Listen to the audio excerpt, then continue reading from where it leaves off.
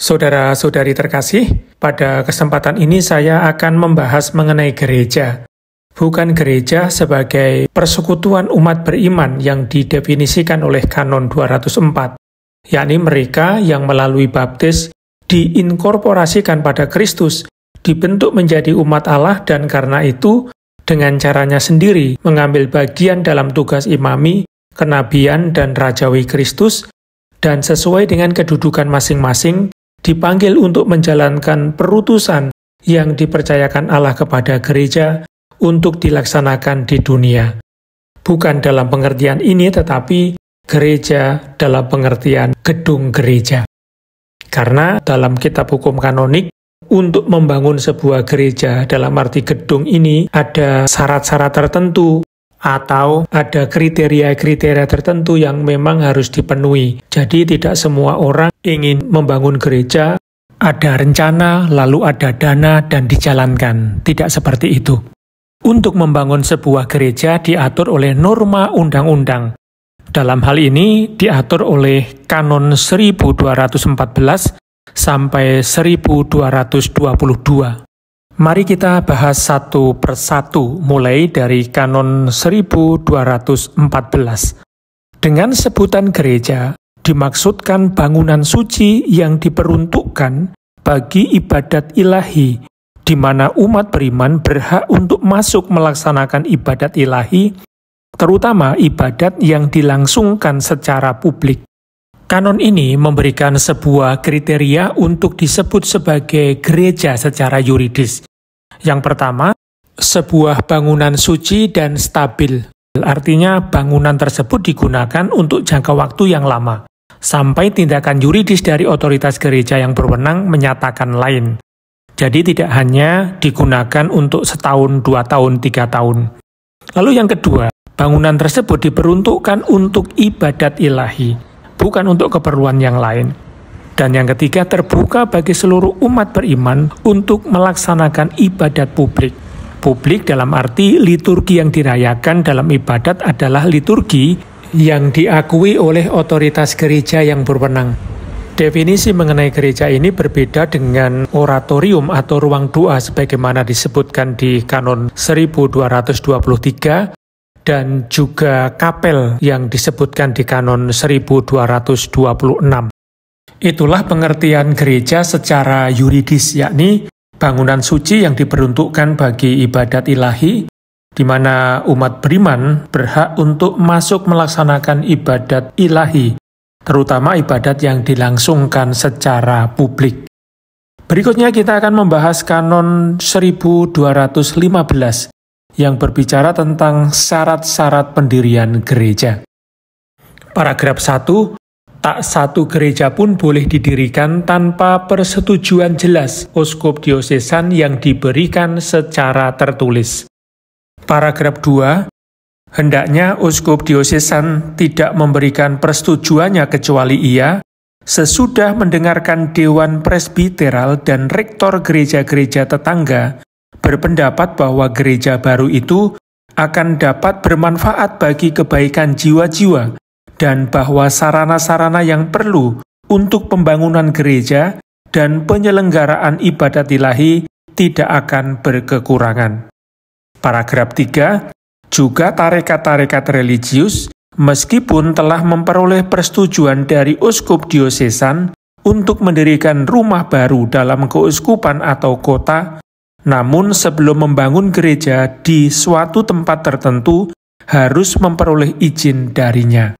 Kanon ini berbicara tentang syarat yuridis untuk mendirikan gereja.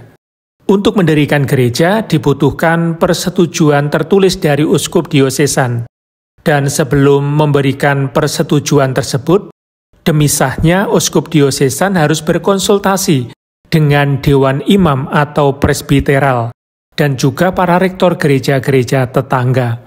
Dalam norma undang-undang sebagaimana disebut di Kanon 124, untuk sahnya sebuah tindakan yuridis, pertama-tama dituntut agar dilakukan oleh orang yang mampu untuk itu, dan agar dalam tindakan itu terdapat hal-hal yang merupakan unsur-unsur hakikinya, dan juga agar ada segala formalitas serta hal-hal yang dituntut oleh hukum untuk sahnya tindakan itu. Selain itu, menurut norma Kanon 127, apabila hukum menentukan bahwa untuk melakukan tindakan tertentu, seorang superior, dalam hal ini uskup diosesan, membutuhkan persetujuan atau nasihat dari beberapa orang sebagai individu, kalau dituntut persetujuan, tidak salah tindakan superior atau uskup tersebut yang tidak minta persetujuan dari orang-orang itu, atau yang bertindak berlawanan dengan pendapat mereka atau seorang dari mereka. Lalu kalau dituntut mendengarkan nasihat, tidak salah tindakan superior kalau ia tidak mendengarkan orang-orang itu, walaupun superior atau uskup tidak wajib menyetujui pendapat mereka, biarpun sudah sepakat. Namun tanpa alasan yang menurut penilaiannya sendiri lebih kuat, janganlah ia menyimpang dari pendapat mereka, terutama kalau mereka sepakat. Selain nasihat dari Dewan Imam atau Dewan Presbiteral, uskup diosesan juga harus mendengarkan nasihat dari rektor gereja-gereja tetangga. Siapakah mereka? Para rektor yang dimaksud di sini bukanlah rektor sebagaimana tercantum di Kanon 556, yakni imam yang diserai reksa untuk merayakan tugas-tugas pelayanan dalam gereja yang bukan gereja paroki dan bukan gereja kapitel, dan tidak tergabung dalam rumah komunitas religius atau serikat hidup kerasulan, melainkan para romo paroki, para superior religius, juga romo kapelan atau seseorang yang diberi tanggung jawab atas gereja-gereja tetangga atau sekitar gereja yang akan dibangun tersebut.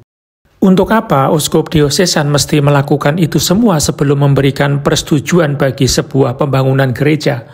Yakni untuk memastikan bahwa gereja yang akan dibangun tersebut sungguh bermanfaat bagi kebaikan jiwa-jiwa, dan memastikan bahwa sarana-sarana yang perlu untuk pembangunan gereja dan penyelenggaraan ibadat ilahi tidak akan berkekurangan.